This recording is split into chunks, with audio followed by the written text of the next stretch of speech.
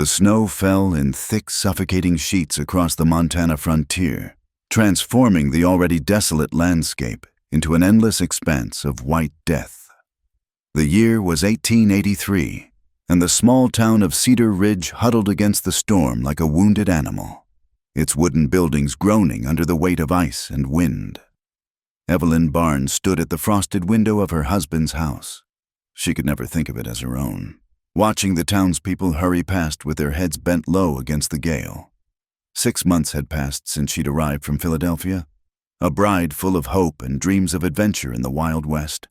Now, those dreams lay as frozen as the water pump in the yard. "Get away from that window, woman!" Sheriff Tom Barnes growled from his chair by the fireplace. "Ain't proper for a sheriff's wife to be gawking at folks like some saloon girl." Evelyn's fingers tightened on the thin curtain, but she stepped back obediently. She had learned, through painful experience, that obedience was the safest path with Tom. The bruise on her ribs from last week's lesson still ached when she breathed too deeply. "Yes, Tom," she murmured, moving to the kitchen to check the stew that had been simmering since dawn. The same stew, with the same tough beef and winter-stored vegetables that they'd eaten for 3 days running. The sheriff rose from his chair, his badge glinting in the firelight as he buckled on his gun belt. At 42, Tom Barnes was a man who wore his authority like armor, his weathered face set in permanent lines of disapproval. He'd been sheriff of Cedar Ridge for 8 years, and the town respected him, or at least feared him enough to show respect. "Storm's getting worse," he said, pulling on his heavy coat. "Got word that the Hendricks family needs help securing their barn. Might be gone a while." Evelyn nodded, careful to keep her relief from showing on her face. Tom's absences were the only time she could breathe freely in this house that felt more like a prison with each passing day. "I'll keep the fire going," she said softly. Tom paused at the door, his cold gray eyes studying her with the same calculating look he gave suspected cattle rustlers. "You'd better. And don't go entertaining any foolish notions while I'm gone. Remember what happened to the widow Morrison when she forgot her place." The widow Morrison had left town 3 months ago, driven out by whispers and cold shoulders after she dared to run her late husband's small trading post on her own. The message had been clear to all the women in Cedar Ridge: know your place or find another town. After Tom left, Evelyn allowed herself a moment to lean against the door, her legs trembling with a mixture of relief and suppressed rage. How had it come to this? Her letters home to her mother were carefully cheerful, full of descriptions of the majestic mountains and the quaint frontier life. She couldn't bear to write the truth, that her marriage was a cage, and her husband her jailer. The wind howled louder, rattling the windows in their frames. Evelyn added another log to the fire and settled into her sewing, trying to lose herself in the repetitive motion of needle through cloth. But her mind wandered to that day 6 months ago when she'd answered the advertisement for a mail-order bride. Tom's letters had been brief but seemed honest, promising a good home and respect for a virtuous woman. He'd sent a photograph, handsome enough, with a strong jaw and serious eyes. Her mother had been thrilled at the prospect of her daughter marrying a lawman, a pillar of the community. If only they knew. A sudden crash made Evelyn jump, her needle pricking her finger. The back door had blown open, snow swirling into the kitchen like a living thing. She rushed to close it, struggling against the wind's fierce strength. As she finally managed to latch it shut, she noticed something that made her blood run cold. Tom had taken most of the firewood with him, leaving only a few pieces by the hearth. Surely he hadn't done it on purpose. Surely he'd simply forgotten in his haste to help the Hendricks family. But as Evelyn stared at the meager pile of wood, she remembered his parting look, that calculating coldness in his eyes. The house grew colder as the hours passed. Evelyn fed the fire sparingly, knowing she had to make the wood last until Tom returned. She wrapped herself in every blanket she could find, but still the cold seeped through the walls, through the floors, into her very bones. By nightfall, the storm had become a monster. The wind shrieked like a banshee, and snow piled against the windows until they were completely obscured. Evelyn had burned the last of the wood, and now she huddled by the dying embers, her teeth chattering violently. Where was Tom? Even if he'd had to stay with the Hendricks family, surely he would have sent someone to check on her. But as the hours crawled by and the fire died to ash, the terrible truth settled over her like a shroud. No one was coming. The good citizens of Cedar Ridge had left the sheriff's bride to face the storm alone. She thought of the way the women in town looked at her, with suspicion and thinly veiled hostility. She was too young, too pretty, too Eastern. They whispered about her when they thought she couldn't hear, wondering what kind of woman would answer a mail-order bride advertisement, speculating about her virtue and her motives. The men were no better, their eyes following her with a hunger that made her skin crawl, even as they tipped their hats respectfully in deference to her husband's position. Now, as the cold pressed in from all sides, Evelyn understood with crystal clarity. She was not one of them. She would never be one of them. And if she froze to death in this storm, they would shake their heads and speak of the tragedy. But few would truly mourn. The windows rattled violently, and then, with a sound like gunshot, the front window shattered. Snow and wind roared into the room like a wild animal unleashed. Evelyn screamed, though the sound was swallowed by the storm's fury. She tried to barricade the window with furniture, but her numb fingers could barely grip anything, and the wind was too strong. This was how she would die. Then, alone and forgotten, in a house that had never been a home, married to a man who had never been a husband, 23 years old, and her life would end in this forsaken place. Her body perhaps not found until the spring thaw. As hypothermia began to cloud her mind, Evelyn thought she saw a shadow moving through the white chaos outside the broken window, a trick of her failing vision. Surely, but no, there it was again, darker and more solid than the swirling snow. A figure on horseback, moving with purpose through the impossible storm. Her frozen lips tried to form a cry for help, but no sound emerged. The figure drew closer, and in her delirium, Evelyn thought she must be seeing Death himself, come to claim her on his pale horse. But Death, it seemed, wore a long duster coat and a wide-brimmed hat pulled low against the storm. The rider dismounted at the ruined window, moving with surprising grace for such a large man. He didn't speak, didn't call out or ask permission. He simply climbed through the window, his boots crunching on broken glass, and moved directly to where Evelyn lay crumpled on the floor. She looked up at him through fading vision, taking in the ice-crusted beard, the weathered face half hidden by his hat, and eyes the color of winter sky, pale blue and endlessly deep. He stared down at her for a moment, and something flickered in those eyes. Recognition? Sorrow? She couldn't tell. Without a word, he bent and gathered her into his arms as easily as if she weighed nothing. Evelyn wanted to protest, to explain that she was a married woman, that this wasn't proper, but her voice had frozen along with the rest of her. She could only lie limp against his chest as he carried her back to the window. His horse waited patiently despite the raging storm, a massive black creature that seemed untroubled by the chaos around it. The stranger wrapped Evelyn in his own coat before lifting her onto the saddle, then swung up behind her. His arms came around her to take the reins, creating a shelter of warmth and strength that made her want to weep with relief as they rode into the white oblivion of the storm. Evelyn's last coherent thought was a question that would haunt her when she woke. Who was this silent cowboy who had appeared like a ghost to save her from certain death? And why, in her delirium, did she feel safer in the arms of this stranger than she had ever felt in her own husband's house? Warmth.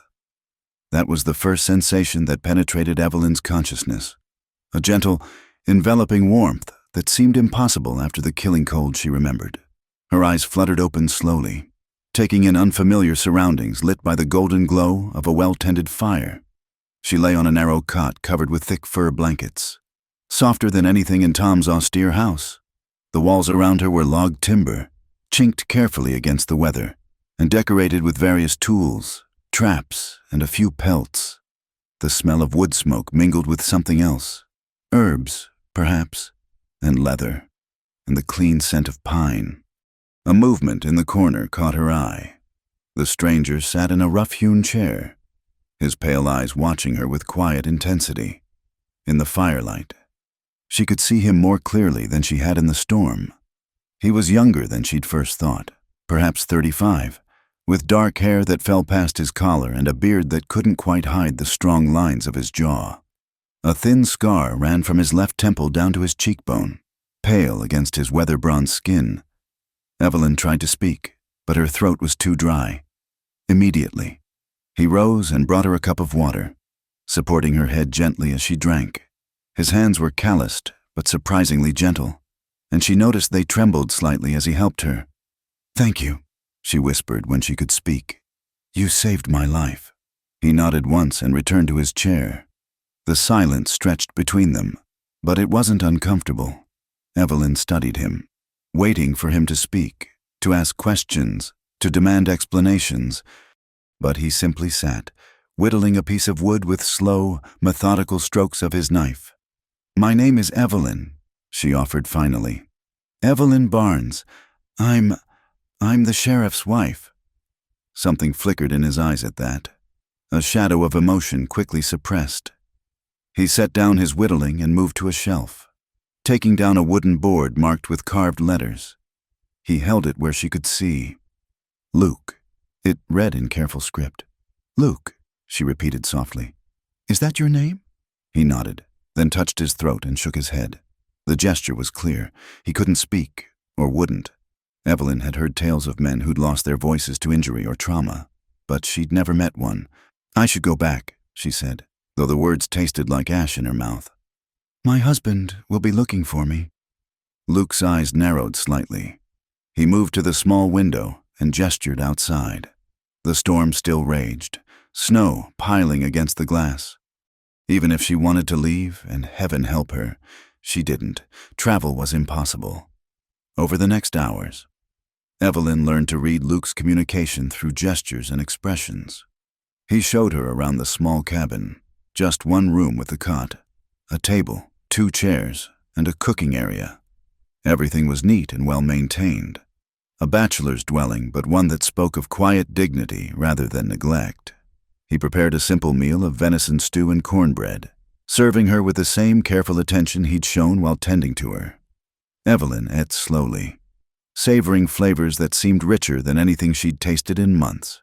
Perhaps it was the near-death experience, or perhaps it was simply being able to eat without Tom's critical gaze upon her. "You live alone here?" she asked. Luke nodded, returning to his whittling. She watched his hands work the wood, transforming the rough piece into what looked like a small bird. There was something peaceful about the repetitive motion, the tiny curls of wood falling to the floor. "I used to live in Philadelphia," Evelyn found herself saying. "Before I came here, my father died 2 years ago, and Mother couldn't maintain his business alone. The creditors were circling like vultures.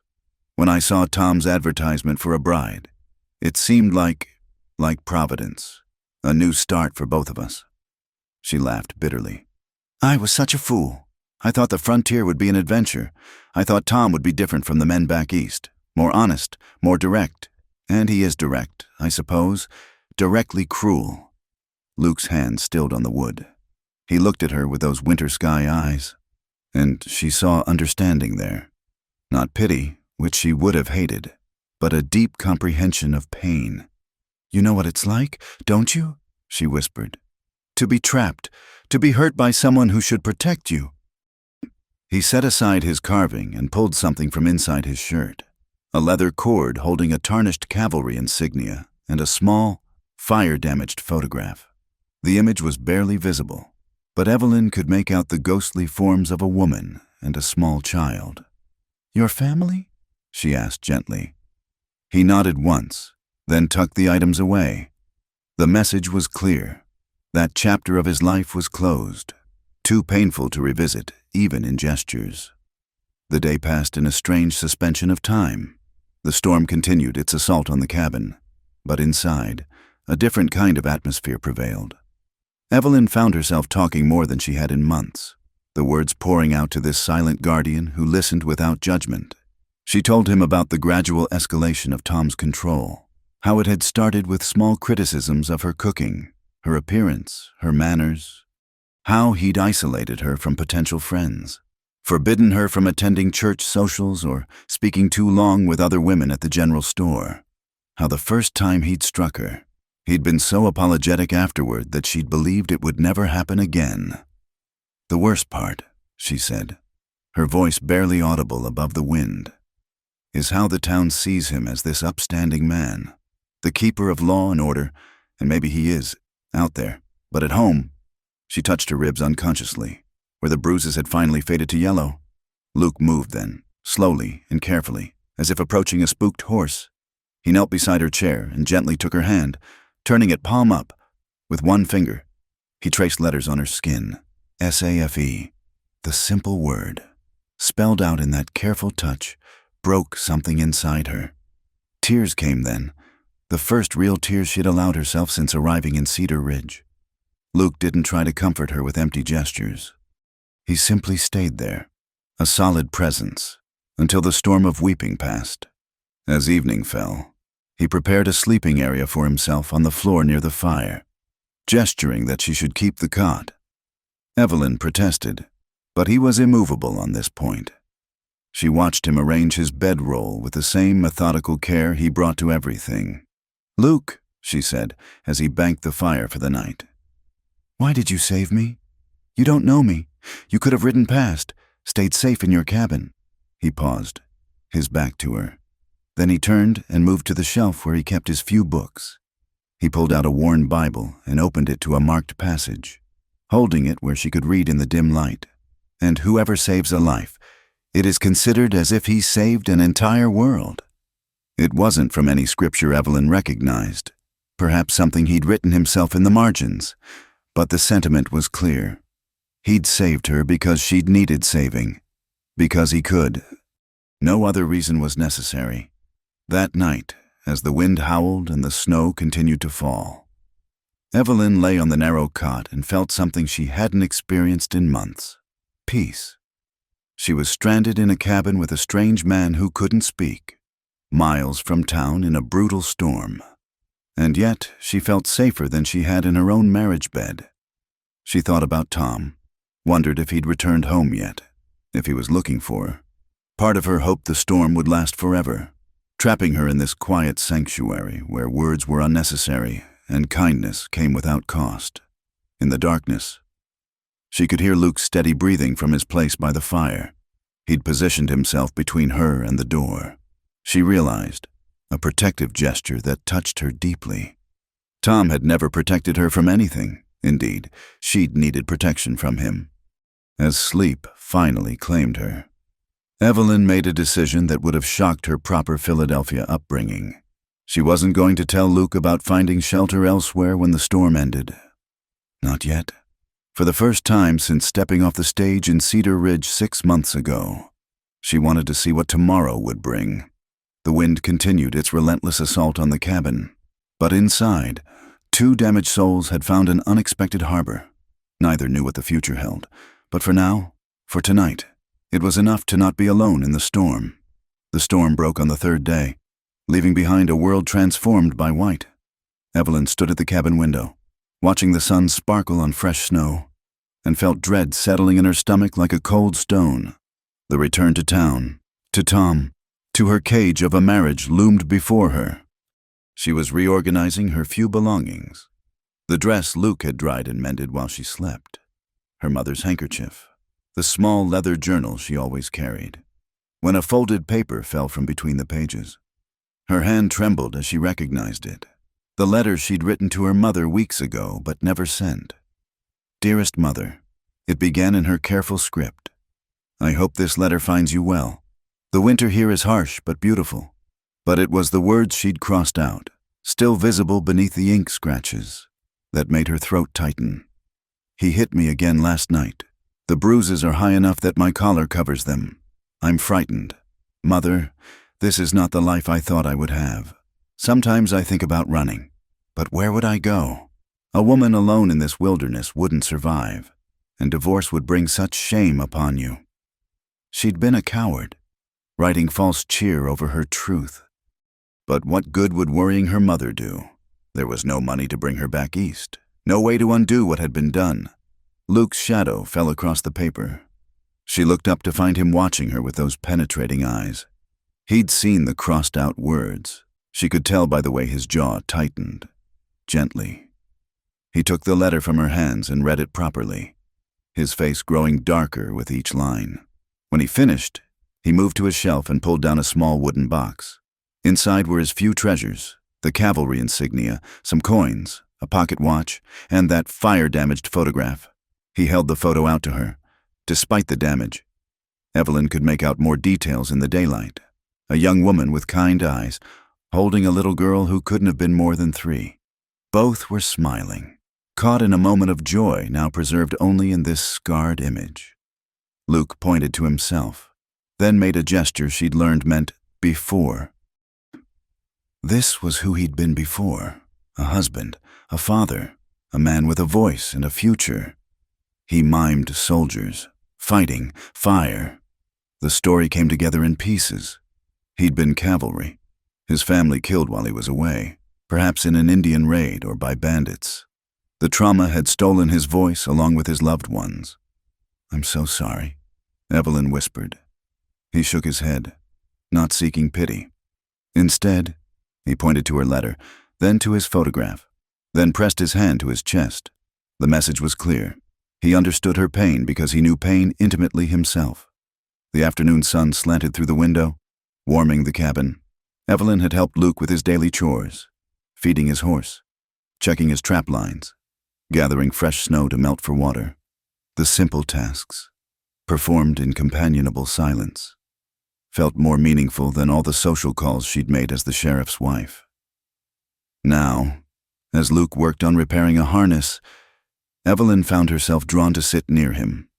Not close enough to be improper, but close enough to watch his skilled hands work the leather. There was something mesmerizing about his competence, the way he moved through his world with quiet confidence despite his limitation. "You know," she said softly, "I've talked more to you in 3 days than I have to Tom in 6 months. Isn't that strange? You can't even answer me, but I feel more heard than I ever have." Luke set down his work and looked at her directly, slowly, deliberately. He pointed to his ears, then to his eyes, then placed his hand over his heart. He heard her, saw her, felt for her, no words needed. The gesture was so simple, so sincere, that Evelyn felt tears prick her eyes. Before she could think better of it, she reached out and touched his face, her fingers barely grazing the scar on his cheek. He went absolutely still, like a wild animal deciding whether to flee or trust. She could feel the warmth of his skin, the slight roughness of his beard. His eyes, those pale winter eyes, darkened with something that made her breath catch. "You're a good man, Luke," she whispered. "I can feel it. Whatever happened before, whatever you've done or think you've done, you're good." His hand came up to cover hers, holding it against his cheek for just a moment. She felt the calluses on his palm, the strength in his fingers, but also the gentleness. Tom's hands had only ever brought pain. Luke's promised something else entirely. The moment stretched between them, taut as a bowstring. Then Luke gently removed her hand and stood, moving to the window. He pointed outside. The sun was getting lower, the shadows longer. If she was going back, it needed to be soon. "I know," Evelyn said, her voice thick. "I should go back. Tom he'll be angry, so angry. But if I don't go back, it'll be worse. He'll come looking. And if he finds me here with you..." She didn't need to finish. They both knew what would happen if the sheriff found his wife sheltering with another man, even, especially, one who'd saved her life. Tom's jealousy was violent and unpredictable. He'd hurt her for speaking too long with the clerk at the general store. Finding her here would sign both their death warrants. But the thought of returning to that cold house, to Tom's rough hands and cruel words, made her physically ill. She pressed her hand to her stomach, fighting down nausea. Luke returned to her side, kneeling so they were at eye level. He touched her chin gently, making her look at him. Then he pointed to himself. to her, and made a protective gesture, arms crossed like a shield. He would protect her, if she'd let him. "You can't," she said brokenly. "You don't understand. Tom has the whole town in his pocket. He's the law, and I'm his wife, his property in the eyes of everyone who matters. If I don't go back—" Luke stood abruptly and went to his trunk. He pulled out something wrapped in oilcloth and brought it to the table. Unwrapping it revealed a Colt .45 and a sheriff's badge. Not from Cedar Ridge, but from somewhere else. The town name worn away. He'd been a lawman too, before he lost everything. The revelation stunned Evelyn. This silent mountain man who lived like a hermit had once worn a badge, had once stood for justice. What had broken him so completely that he'd retreated from the world? Luke wrapped the gun and badge again, but his message was clear. He knew the law, knew its limits and corruptions. He knew what Tom was. The sun touched the horizon, painting the snow pink and gold. Decision time. Evelyn stood at the door, her hand on the latch, torn between two impossibilities, staying and inviting destruction, or leaving and returning to her slow death by degrees. "If I go back," she said without turning, "he'll know I was with someone. My dress smells of wood smoke and herbs, not our house. He'll see I'm not frostbitten, that someone cared for me. He'll hurt me. Luke, he'll hurt me badly." She heard him move behind her, felt his presence like warmth at her back. Not touching, but close enough that she could lean back if she chose. The invitation hung in the air between them. Stay, be safe, let tomorrow worry about itself. Evelyn turned to face him, memorizing his features in the dying light. The strong jaw, the kind eyes, the scar that spoke of survived violence. This man who'd lost everything but still had enough compassion to ride into a killing storm for a stranger. "I'll need to go back eventually," she said, "but not today, not yet. Would that be all right?" Luke's answer was to take her cloak from its peg and hang it back up. Then he moved to the stove to start dinner, as if her staying was the most natural thing in the world. That night, as they shared another simple meal, Evelyn felt the last of her proper Philadelphia upbringing crumble away. She was a married woman alone with a man not her husband, and she felt no shame, only a strange, tentative hope. Tomorrow would bring its own problems. Tom would be searching. The town would be talking. Her reputation, already fragile, would be in tatters. But tonight, she was warm and safe and seen. Tonight, that was enough. As Luke cleaned the dishes and she mended a tear in his shirt, an oddly domestic scene that made her heart ache, Evelyn made a promise to herself. She would find a way to be free. She didn't know how, but this taste of kindness, of what life could be without fear, had awakened something in her. She looked at Luke, humming tunelessly as he worked, and wondered if he felt it too. This strange connection, this recognition of one wounded soul by another. When he caught her looking and offered one of his rare, small smiles, she had her answer. Whatever came next, she wouldn't face it alone. The fifth night came with a deeper cold that crept through the cabin walls despite the roaring fire. Evelyn had been helping Luke prepare for what he'd indicated through gestures would be an even fiercer storm approaching. They'd worked side by side all day, bringing in extra firewood, securing the shutters, checking his food stores. The easy rhythm they'd developed still amazed her. Communication flowed between them without need for words. But tonight felt different. The air itself seemed charged with something beyond the approaching weather. Perhaps it was the way Luke's hand had lingered when he'd helped her down from the woodpile, or how their eyes met and held longer across the dinner table. Perhaps it was simply the knowledge that their borrowed time was running out. Tom would find her eventually. Storm or no storm. Evelyn sat by the fire, trying to focus on the book of poetry Luke had lent her, but the words swam before her eyes. She was achingly aware of him moving about the cabin, preparing for the night. When he began arranging his bedroll on the floor as usual, something in her rebelled. "Luke," she said softly. He looked up, those pale eyes questioning in the firelight. "You've given me your bed for 5 nights now. Your back must be aching from that hard floor." She took a breath, knowing she was crossing a line but unable to stop herself. "It's foolish for you to suffer when the bed is large enough." His hands stilled on the blankets. She could see the war in his face, propriety against practicality, desire against honor. He shook his head slowly, pointing to her, then to himself, then making a gesture that meant wrong or forbidden. "I know," Evelyn whispered. "I know what's proper and what isn't, but nothing about this is proper, is it? I'm a married woman who can't go home to her husband because he'll hurt me. You're a good man who's been sleeping on the floor of his own home to keep me comfortable. Maybe we need to stop pretending that the normal rules apply here." Luke stood slowly, his height filling the small cabin. He approached her chair with careful steps, kneeling beside it as he had before. With one finger, he traced letters on her palm, DANGER. "From you?" she asked, her voice barely audible. "I'm not afraid of you, Luke.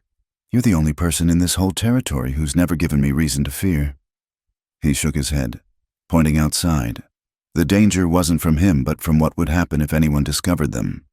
His hand closed over hers, warm and calloused, and she felt that touch echo through her entire body. "I don't care," she said fiercely. "Let them find us. Let them talk. What more can they take from me? My reputation? Tom's already destroyed that by making me a prisoner in his house. My safety? I haven't been safe since the day I married him. My life? Sometimes I think that would be a mercy." Luke's grip tightened almost painfully. He released her hand to press both palms against his chest, his eyes blazing with an emotion she couldn't name. Then he spelled out slowly, deliberately, YOUMATTER. The simple declaration broke through her last defenses. Tears spilled down her cheeks as months of degradation and loneliness crashed over her. "I don't," she sobbed. "I don't matter to anyone.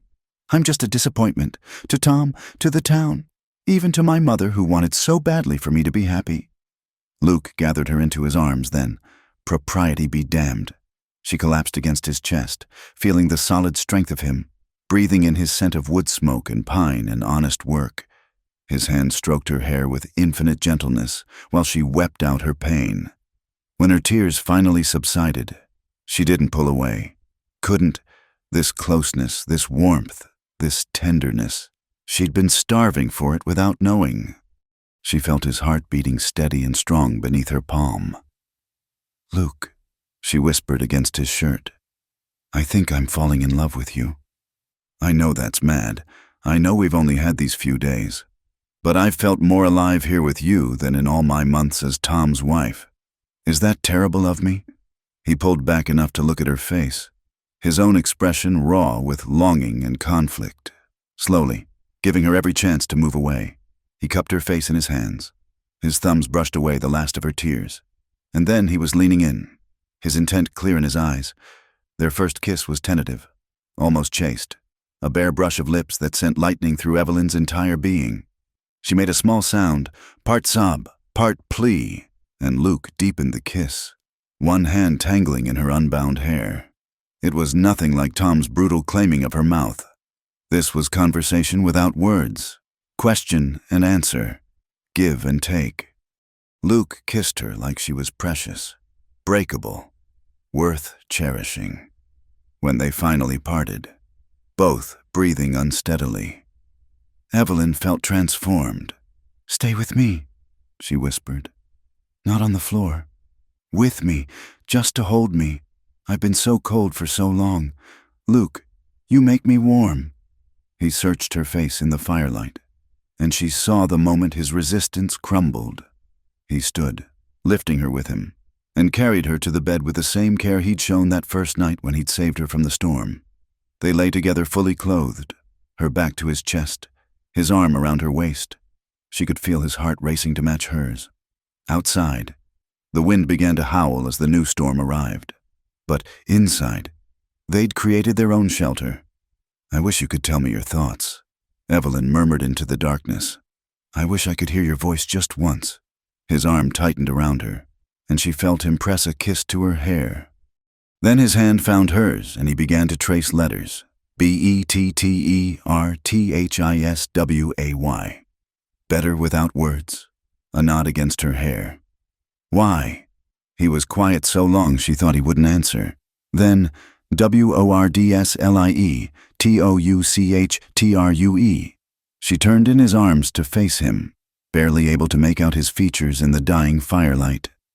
Then show me your truth, she whispered.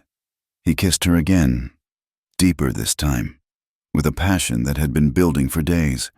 His hands framed her face like she was something holy, something to be worshipped rather than possessed. Evelyn felt herself dissolving, all the pain and fear of the past months burning away in the heat between them. When his lips found the bruise Tom had left on her throat, now faded to yellow, she felt him tense. He pulled back, his breathing ragged, and she knew he was fighting for control. "It doesn't hurt anymore," she assured him. "You could never hurt me, Luke. I know that like I know my own name." He rolled away, sitting on the edge of the bed with his head in his hands. She could see the battle in every line of his body, want against honor, need against conscience. She sat up and placed a gentle hand on his back.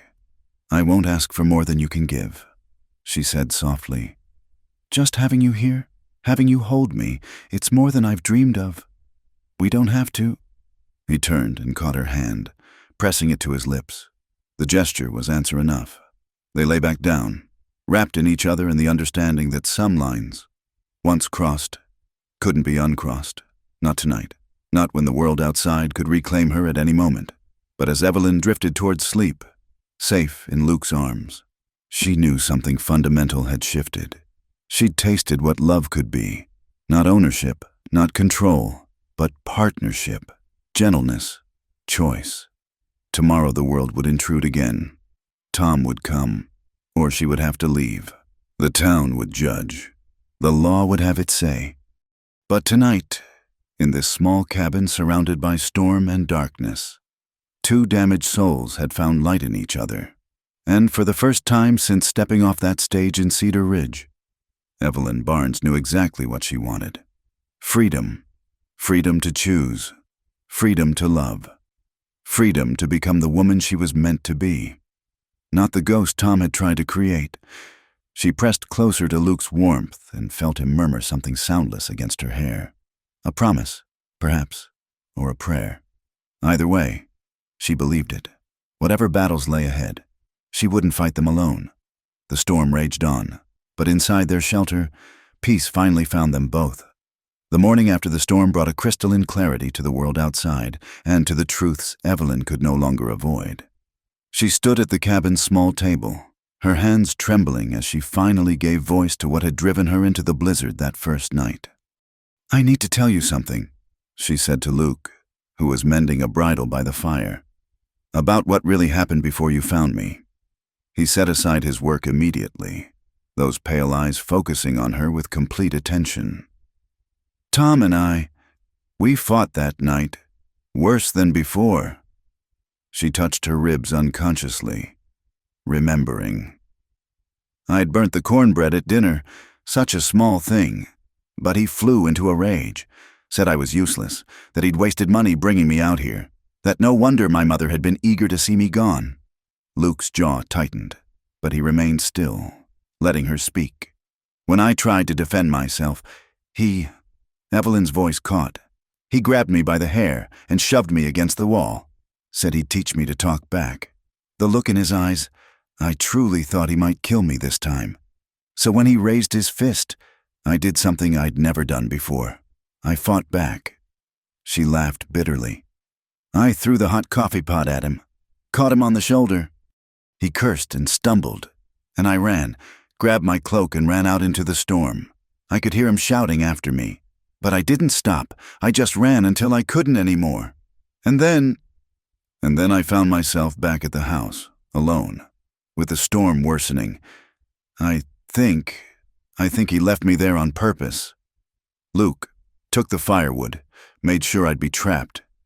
Maybe he didn't mean for me to die, just to learn a lesson about obedience. Or maybe," she shuddered, "maybe he did mean it." Luke rose and came to her.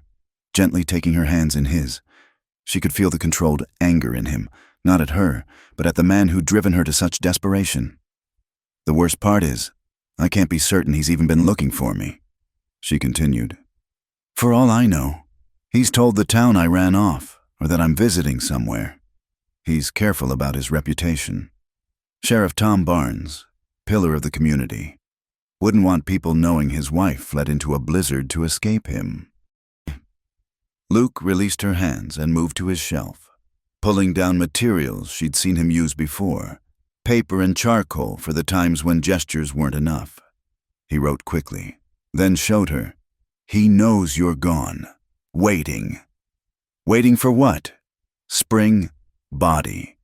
The brutal truth of it hit her like a physical blow. Tom was waiting for the spring thaw, expecting to find her frozen corpse and play the grieving widower. It would solve all his problems. No defiant wife, no scandal, just tragic sympathy for a man who'd lost his bride to the harsh frontier. "My God," Evelyn breathed. "He really did mean for me to die?" Luke nodded grimly, then wrote again. "Not first time. You mean there were others? Other women?" He moved to his trunk again, digging deep this time. What he pulled out made Evelyn's blood run cold. A woman's wedding ring, tarnished with age.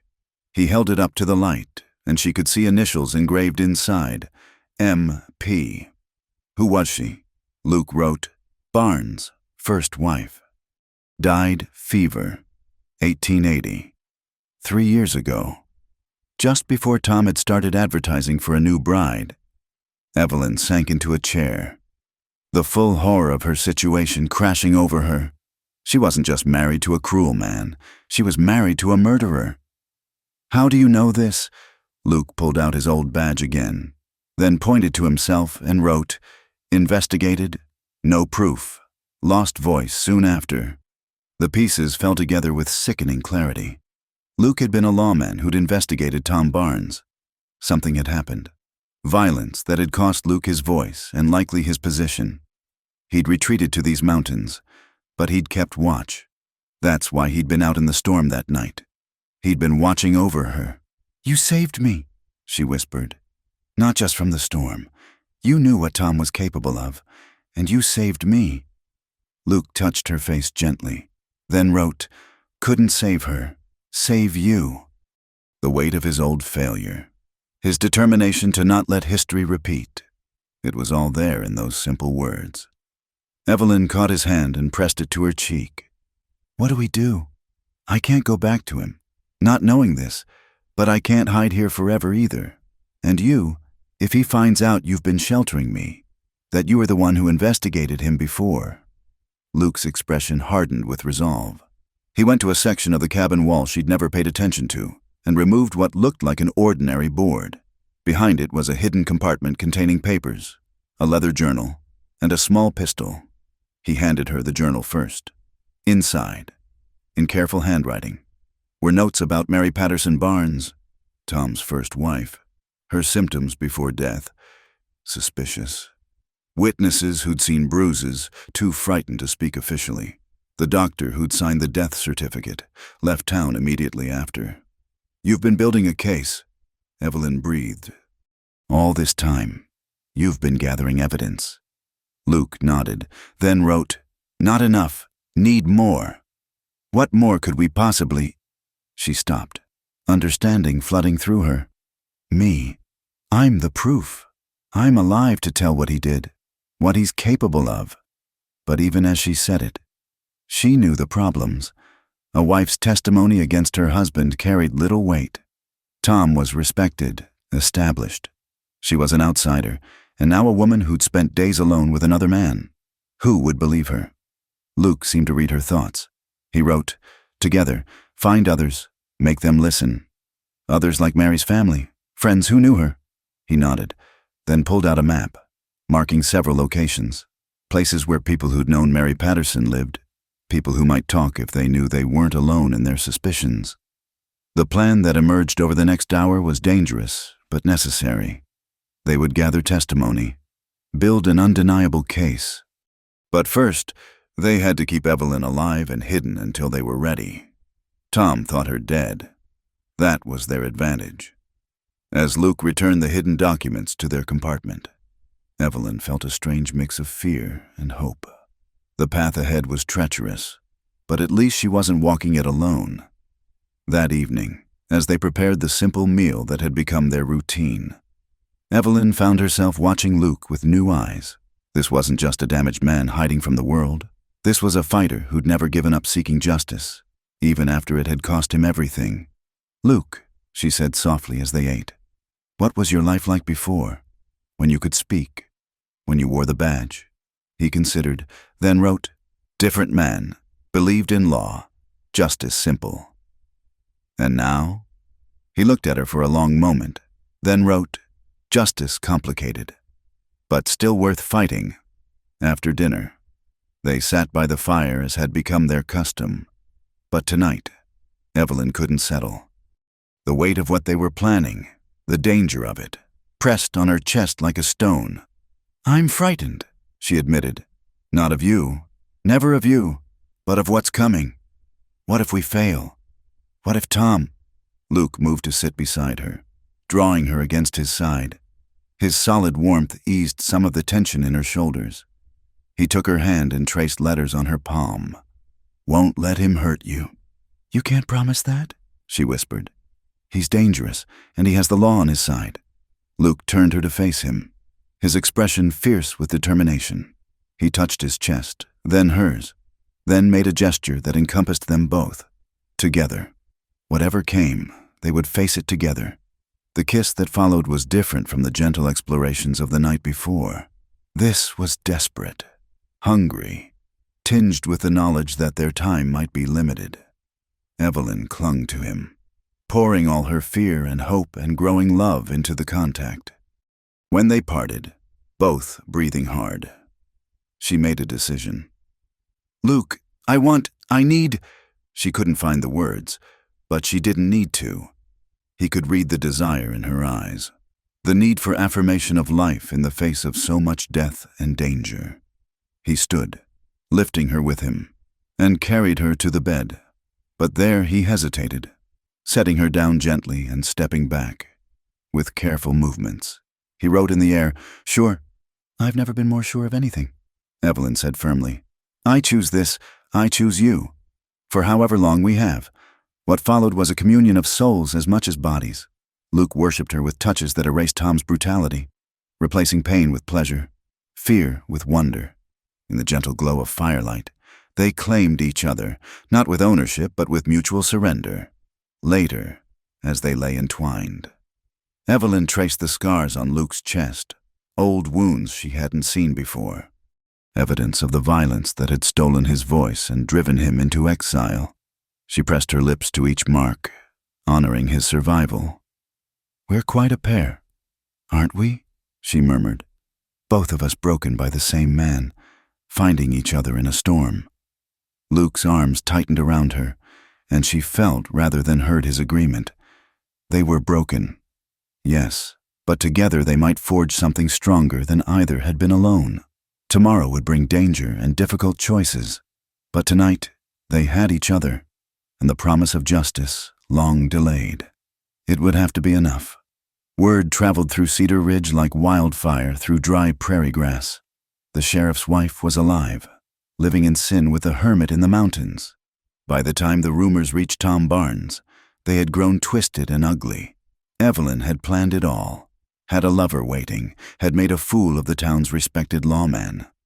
Luke had gone down to the settlement at Willow Creek for supplies, keeping his hat low and interactions brief.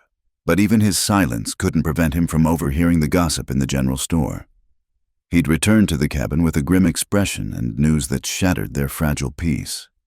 "They know," Evelyn said flatly, reading the truth in his face before he could write a word.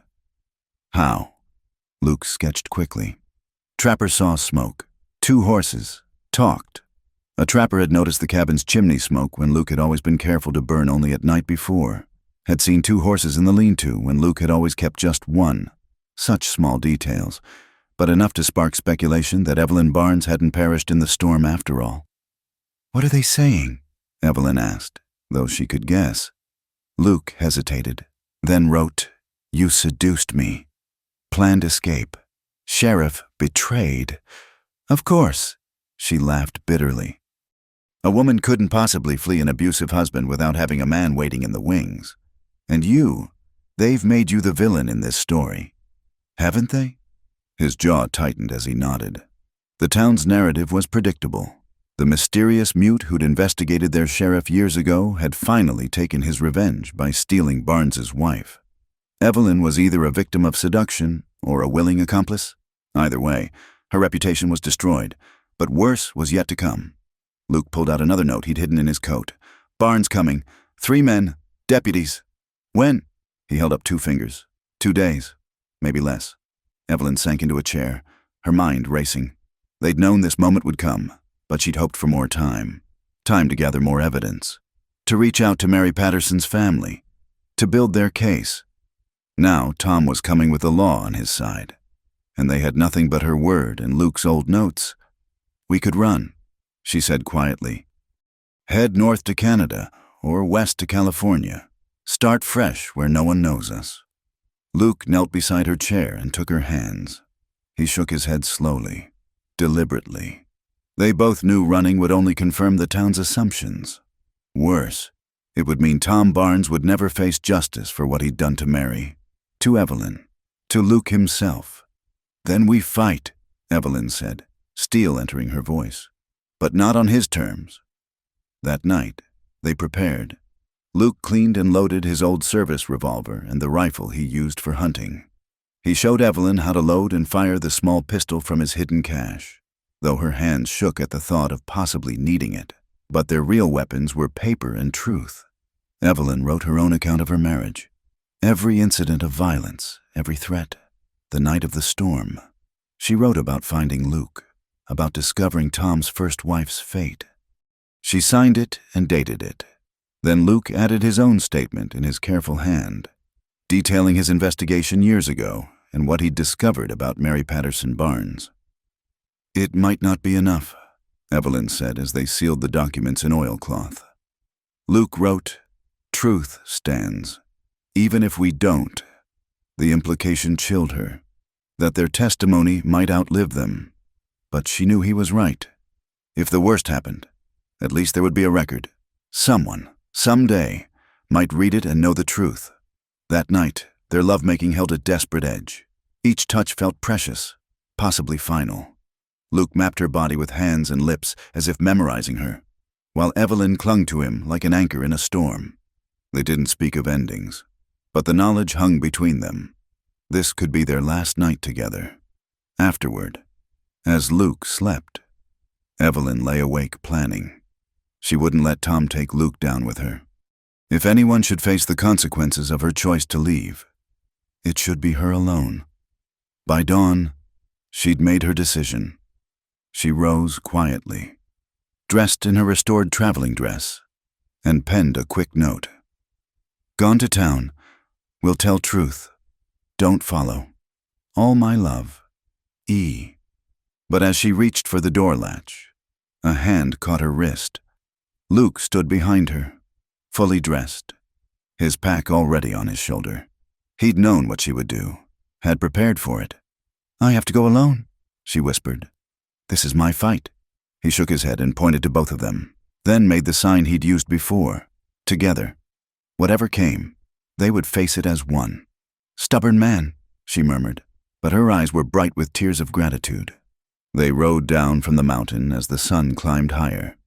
2 figures against the vast Montana sky. Luke had suggested they go not to Cedar Ridge but to Willow Creek, where the circuit judge would be holding court. It was a risk. Tom had influence there too, but at least they'd have witnesses. Procedures. A chance to be heard. The town came into view by midday, larger than Cedar Ridge but still rough around the edges. Luke led them not to the main street but to a small church on the outskirts. The minister there, Reverend Michaels, was one of the few who'd listened to Luke's concerns about Mary Patterson years ago. The elderly minister's eyes widened when he saw them, but he ushered them inside quickly. Luke, he said gravely. Mrs. Barnes, I heard the rumors. Is it true? Are you— I'm alive, Reverend, Evelyn said simply. despite my husband's best efforts, and I need your help." What followed was the first full telling of her story to someone besides Luke. The Reverend listened without interruption, his weathered face growing more troubled with each revelation. When she finished, he was quiet for a long moment. "I believe you," he said finally. "Just as I believed Luke about poor Mary. But believing and proving are different things. Sheriff Barnes is a powerful man." "We know," Evelyn replied. "But we have to try. Will you help us?" Before the Reverend could answer, the church door burst open. 3 men entered, Tom Barnes flanked by 2 deputies, all armed, all wearing the hard expressions of men on lawful business. "Well, well," Tom said, his voice dripping with false concern. "My poor confused wife. I've been so worried. Darling," his eyes flicked to Luke with murderous intent. "And you bastard. I knew you'd taken her." "Tom," Evelyn said, standing tall despite her trembling. "I left of my own accord. Luke saved my life after you left me to die in that storm." "Lies," Tom said smoothly. "My wife is clearly unwell. Gentlemen, the isolation, the harsh winter, it's affected her mind. This man has taken advantage of her delicate condition." The deputies shifted uncomfortably. One, a younger man named Davis, seemed uncertain. The other, Hawkins, had his hand on his gun and looked ready to use it. "Reverend," Tom continued, "I'll need you to testify that you found my wife here with her abductor. It will help with the legal proceedings." Reverend Michaels stepped forward. "Sheriff Barnes, I think we should all calm down and—" "You'll do as you're told, old man," Tom snarled, his mask slipping for just a moment. "Or I'll find reasons to investigate your church's finances. I hear you've been taking donations without proper recording." It was then that Luke moved, not aggressively, but deliberately, placing himself between Evelyn and the armed men. He reached slowly into his coat and pulled out his old badge, holding it where all could see. "What's that supposed to prove?" Tom scoffed. "You lost your authority years ago when you went mad and attacked a peace officer. Lost your voice screaming lies about me, didn't you?" But Deputy Davis was looking at the badge with recognition. "Wait," he said slowly. "You're Luke Garrett. You were the federal marshal who investigated—" "Shut up, Davis," Tom snapped. "The man's a mute and a kidnapper. We're taking him in." "No," Evelyn said firmly. "You're not taking anyone anywhere. Tom, I'm going to tell everyone the truth. About what you did to me, about what you did to Mary." Tom's face went very still. "Mary died of fever." "Mary died of your fists." Evelyn shot back. "Just like you tried to kill me. Luke has proof, documents, witness accounts. The ravings of a madman and a hysterical woman." Tom interrupted. "No court will listen. Maybe not," came a new voice from the doorway. "But they'll listen to me." A woman entered the church, middle-aged, well-dressed, with an air of quiet authority. Evelyn didn't recognize her, but Tom went pale. "Hello, Tom," the woman said coolly. "I'm Margaret Patterson Wells. Mary was my sister, and I've been waiting 3 years for someone brave enough to stand up to you." The church fell silent except for the sound of Tom's harsh breathing. The balance of power had shifted, and everyone felt it. Deputy Davis moved his hand away from his weapon, looking between his sheriff and the newcomers with growing uncertainty. "Mrs. Wells," the Reverend said warmly, "I'm glad you received my message." Luke and Evelyn exchanged glances. The Reverend had sent word while they talked, bringing an unexpected ally into play. Margaret Wells carried a leather case, which she opened to reveal letters, photographs, and what looked like medical records.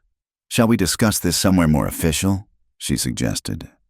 "I believe Judge Morrison is in session at the courthouse. I think he'd be very interested in what we all have to say." Tom's hand moved toward his gun, but Hawkins caught his arm. Even the loyal deputy could see that drawing on unarmed people in a church would be too much. The sheriff's face twisted with rage, but he was trapped by the very laws he'd hidden behind for so long. "This isn't over," he growled, his eyes burning into Evelyn's. "You're my wife. You belong to me." "No," Evelyn said quietly but firmly. I belong to myself, and with God and these witnesses, I'm going to prove it.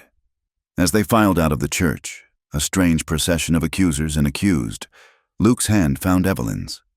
She squeezed it tightly, drawing strength from his silent support. The battle wasn't won yet, but for the first time, she had hope that justice might actually prevail. The mountain had come to Mohammed, and the truth was about to have its day in court. The Willow Creek courthouse was packed beyond capacity. Citizens drawn by the promise of scandal involving Cedar Ridge's respected sheriff, Judge Morrison.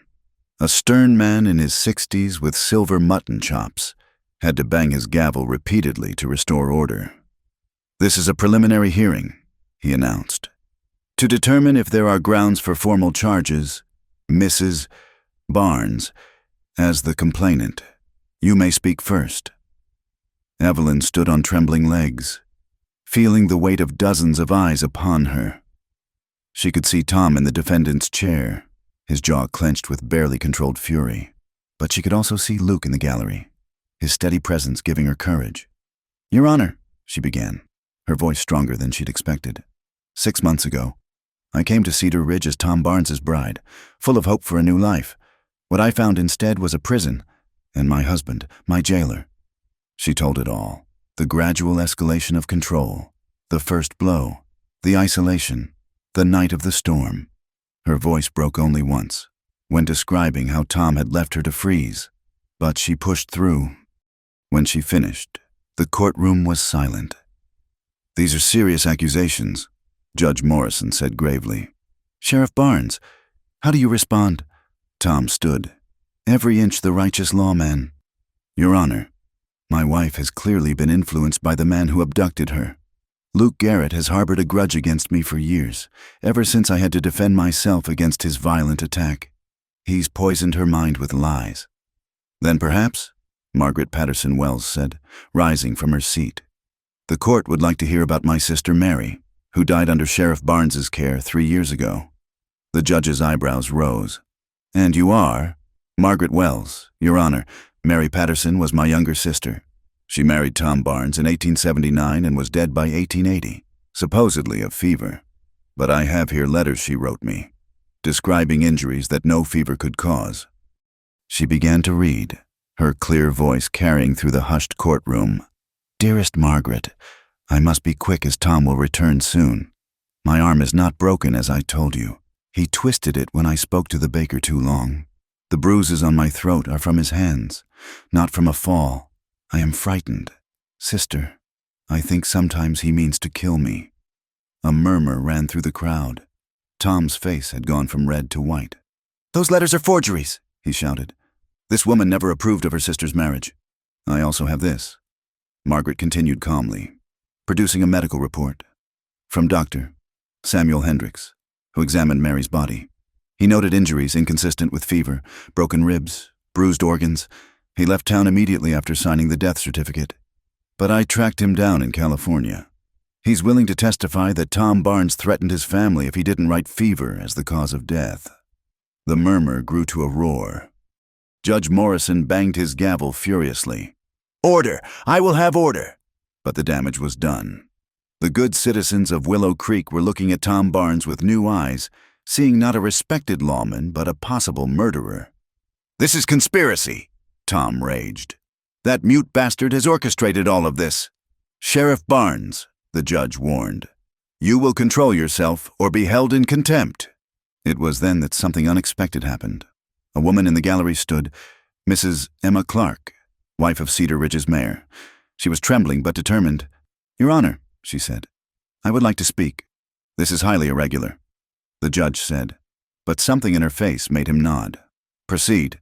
I've held my silence too long, Emma said. We all have. We women of Cedar Ridge. We've seen the bruises Evelyn tried to hide.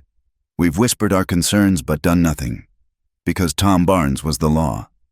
She looked directly at Evelyn. I'm sorry. We all are. We should have helped you. Another woman stood, the baker's wife. I saw Mary's bruises too, she said quietly. She came to my shop once with a black eye, said she'd fallen, but I knew. We all knew. One by one, other women rose. Not many, but enough. Each with a small piece of the truth they'd been too frightened to speak before. The wives and mothers and daughters of Cedar Ridge, finding their voices at last. Tom's control finally snapped. He surged to his feet, knocking over his chair. "Liars! All of you lying bitches! I'll see you all!" He reached for his gun, but Deputy Davis was faster. The younger lawman tackled his sheriff, wrestling the weapon away while Tom cursed and struggled. It took both deputies to subdue him, and when they finally had him in irons, his mask of respectability was completely gone. The man who remained was ugly with rage, spitting threats at everyone who'd spoken against him. "Well," Judge Morrison said dryly, "I believe we've seen enough. Sheriff Barnes, you are hereby removed from office and bound over for trial on charges of assault, attempted murder, and suspicion of murder in the death of Mary Patterson Barnes. Deputies, take him to the jail. The federal marshal's office will need to be notified to send a replacement." As Tom was dragged out, still raging, his eyes found Evelyn one last time. The hatred there made her shiver. But Luke was beside her instantly, his solid presence a shield against that poisonous gaze. "Mrs. Barnes," the judge continued, "given the circumstances, I'm granting an emergency order of protection. Your husband is to have no contact with you. Furthermore, given the evidence of abuse and attempted murder, you have grounds for divorce. I'll expedite the proceedings if you wish." "I do," Evelyn said immediately. "I very much do." The courtroom began to empty, citizens buzzing with the drama they'd witnessed. Margaret Wells approached Evelyn, taking her hands gently. "You did what I never could," she said softly. "You stood up to him publicly. Thank you for giving Mary justice at last." As they embraced, Evelyn felt years of fear and tension begin to drain away. It wasn't over. There would be a trial, testimony, reliving the nightmare again. But Tom was behind bars. His reign of terror ended. Outside the courthouse, in the crisp afternoon air, Luke pulled Evelyn aside. His eyes asked the question his voice couldn't. "What now?" "I don't know," she admitted. "I'm free, or will be once the divorce is final, but I have nothing. No home, no money, no place in society.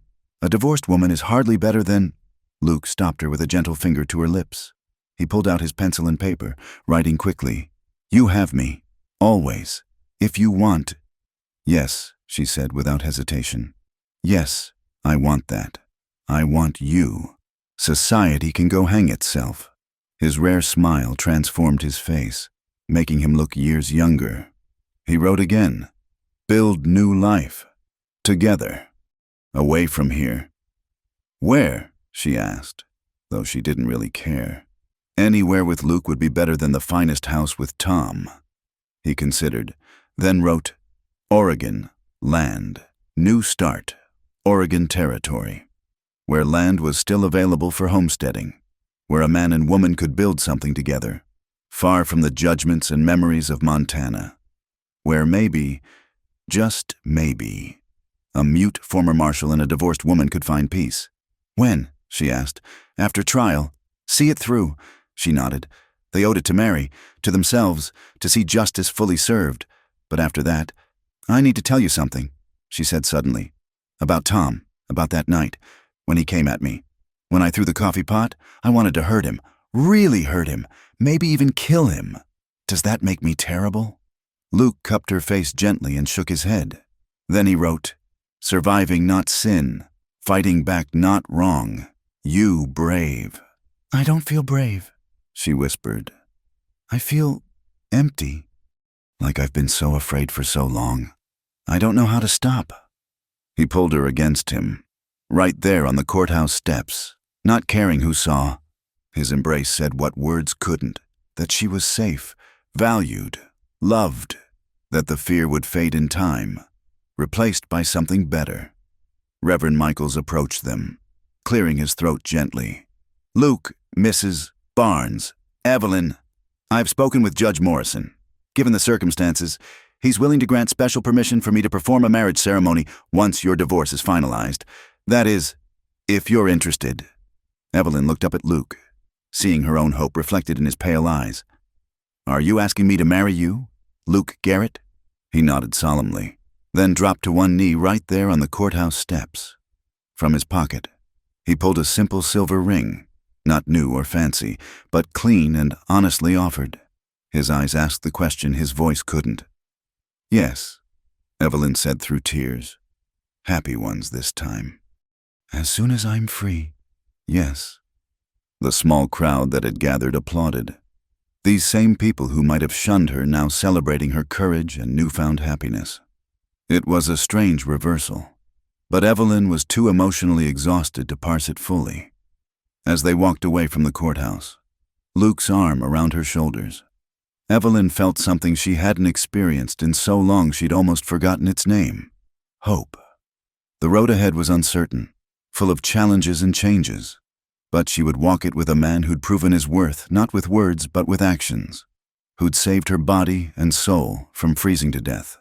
Behind them, the courthouse bells began to ring, marking the hour and seeming to celebrate the triumph of truth over tyranny, love over fear. Tom Barnes was finished. Luke and Evelyn's life together was just beginning. Tom Barnes was convicted on all charges.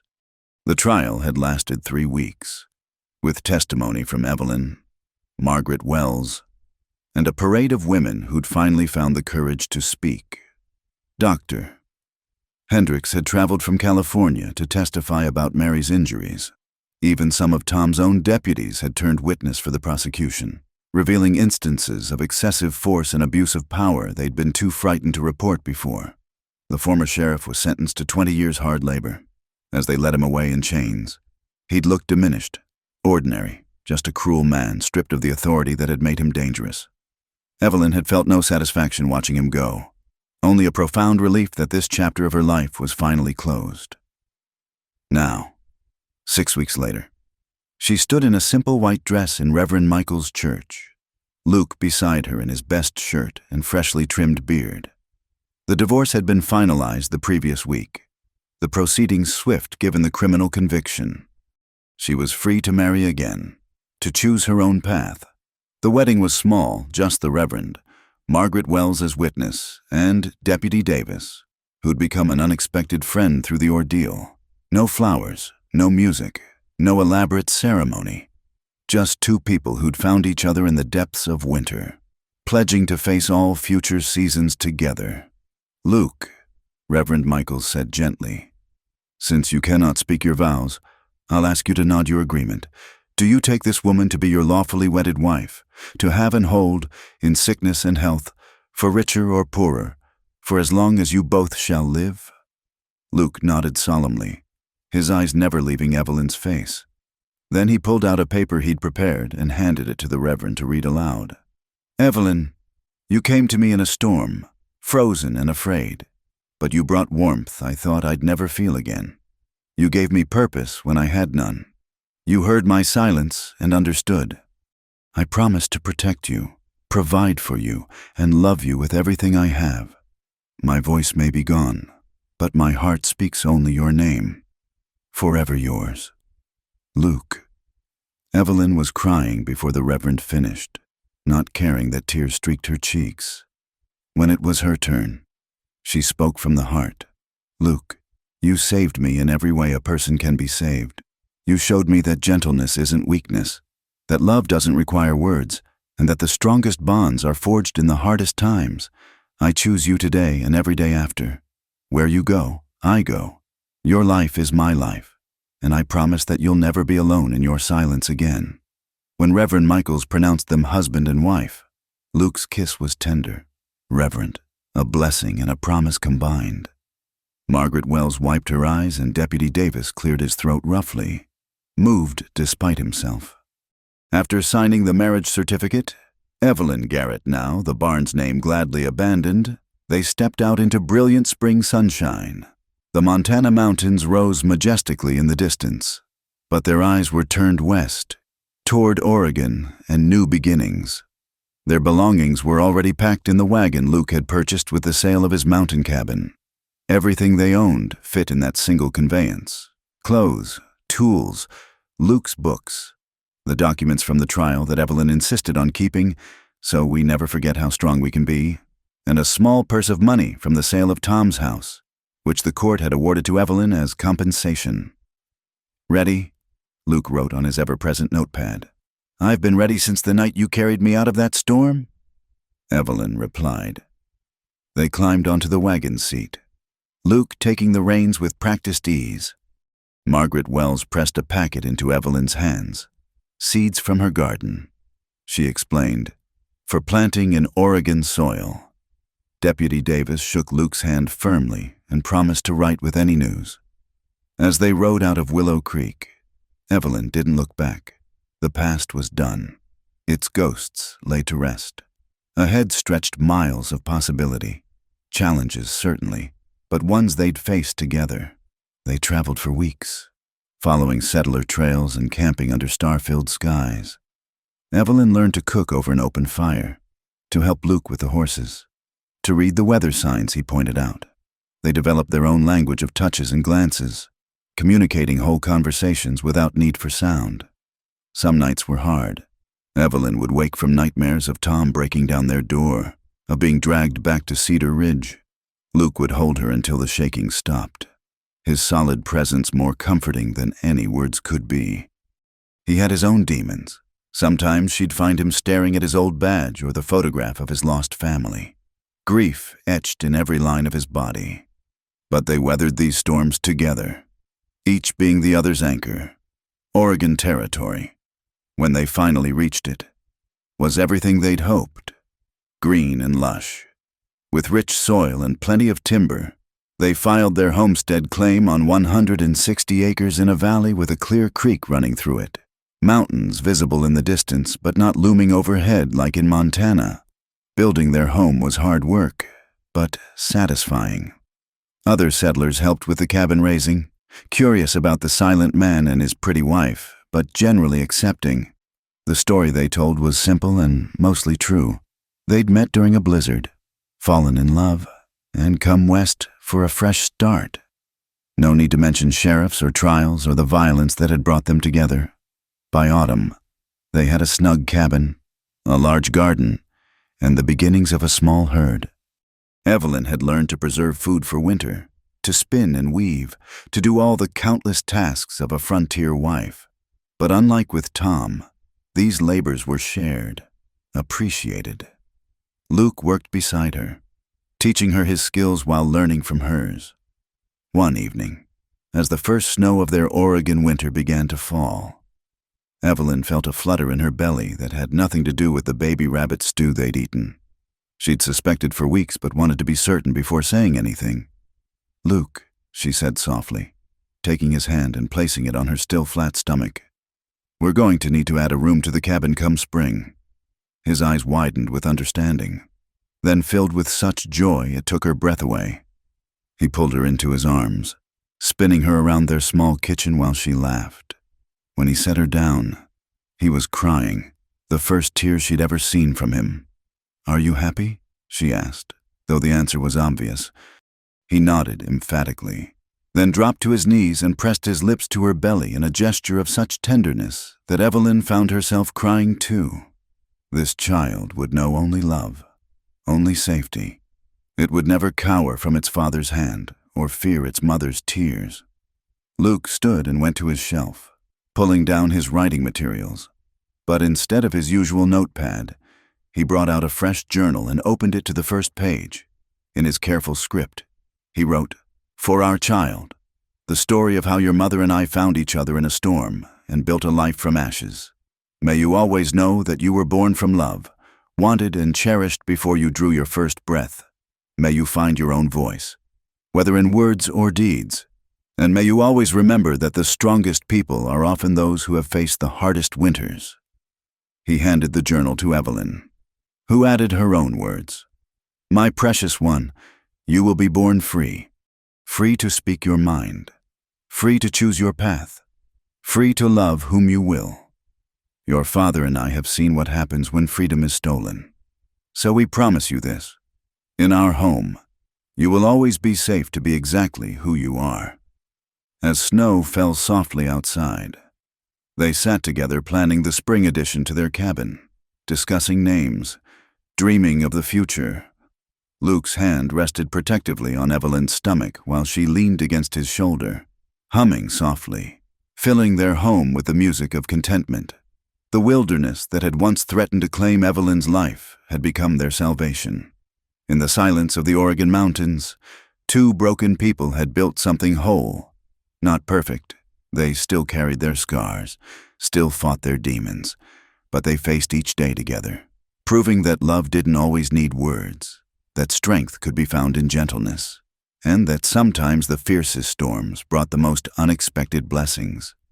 Their story would continue, through the child's birth, through seasons of plenty and want, through all the joys and sorrows that make a life.